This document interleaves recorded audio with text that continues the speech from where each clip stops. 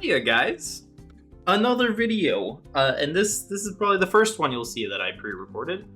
And this one's a little bit behind schedule. I should have released this earlier, but I've been stressed with guide updates. So this is the last raid testing day. I didn't get to test the second to last raid testing day. That was the first 3 bosses on Mythic. I heard it was a lag fest. But here we got to test the back bosses, the back half. And it was pretty interesting. So I want to do these kind of in a reverse order. This is the Smolderon equivalent fight, basically third to last boss. And the big mythic change you'll see is that some of these clones that you dash through to the sides of the room, they're red. And red means they have to go through the boss. If they don't go through the boss, you wipe. And so here you'll see that 2 of them went through the boss, which means the boss is doing increased damage. And this pulsing damage is crazy. It is so hard. So here you'll see one more red one that you have to get rid of before the intermission. If you haven't seen this boss, I went over all the mechanics on Heroic, so I'm just going to kind of speed through it and talk about Mythic. The main thing here that seemed really jank is this pull into the rifts. I mean, I get the mechanic, but it felt very strange. We were running them to the edges of the room, and then people were getting double cleaved. We were running them like on each of these corners in the center, and then it was all going through the boss, and everything was getting cleaved, and people were like unable to dodge. And then these lines would be really close to us, and I mean, there's a lot to dodge, and you want them away as far as possible, but then these portals make it really difficult. So the placement on this stuff is really strange, but you'll see that there's a safe spot here in the middle with how we place them to where the pull cancels each other out, basically.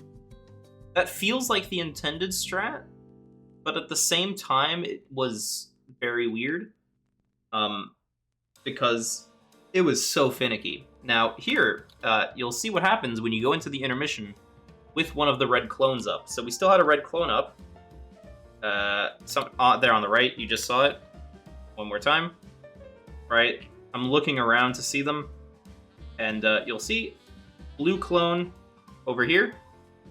Blue clone on the corner here. And, that one's red. So that one's about to wipe us, right? We're about to go into the intermission. And bop. Everything's dead because I took 15 million damage. So having those guys up sucks pretty bad. Now I believe you get one more every single time you go into the intermission. Like you get an extra clone. Don't quote me on that. It could just be that the fight repeats. But you do have to do 2 of these intermissions. The third one is an enrage. So it is similar to like a Rashok type of situation. It was just really weird, gonna be honest. Deathstalker seemed like it could be okay here. This is a full single target fight, and the boss is always available to be hit. So you won't be dropping the capstone at all. So Deathstalker seemed okay. This is one of the only fights where Deathstalker isn't insanely cringe to play. Fatebound still felt fine though. Nothing really wrong with Fatebound. And then we're gonna go to the other video. This one is the second to last boss. So this is like your Tindril, your Brood Keeper. And on Mythic, holy, this fight is crazy. First off, this is not a Fatebound, not a Deathstalker fight, because the bosses disappear and you lose your capstone, you lose your mark, and you cry really bad.